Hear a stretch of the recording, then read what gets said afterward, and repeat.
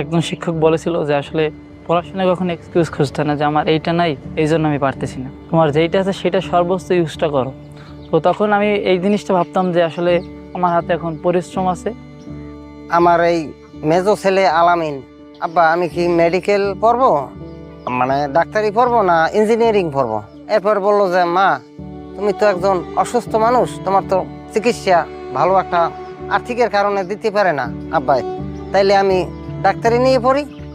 ডাক্তারের অনেক অনেক খেজমত মানুষের করতে পারে, তোমার খেজমতটা আমি মা প্রথমে করব।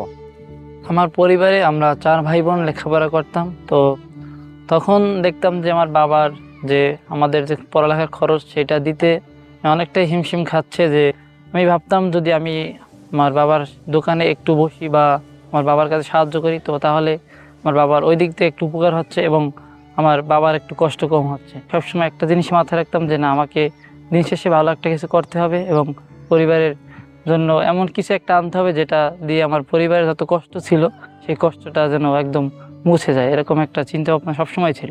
যদি স্কুল থেকে এসে দেখতো অনেক কাস্টমার, অনেক ভিড়, আব্বা আমি দিচ্ছি, ও দিত, মানে এই যে স্কুলে পড়তো এ কোনো সময় সংকোচ করতো না যে আমার লগের ছাত্ররা কি বলে, এই সংকোচ কখনো করতো না। আমি যখন ক্লাস করতাম তো তখন আমার শিক্ষক একটা কথা বলেছিল যে ভাই তুমি জীবনে লেখাপড়াটা ঠিকভাবে করো, শুধু পড়ালেখাটা করো, দেখবা জীবন যে পড়াশোনাটা তোমাকে জীবনে কোথায় নিয়ে যায়।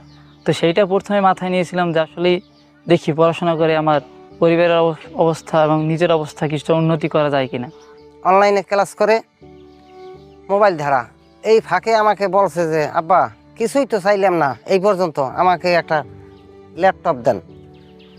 আমি বললাম যে বাবা তা তো আমি পারি না, আমি খুব অসহায় মানুষ। তো তারপর আমার বড় ছেলে তার এই হাতের মোবাইল দিয়ে দিল, তোর এই মোবাইল দিয়ে হবে না? হবে। শিশু থেকে প্রথমে শুরু করে এই মোবাইল দিয়ে পড়াশোনা শুরু করে। শিক্ষককে আমি চিনি মেইনলি হচ্ছে এসএসসির সময়।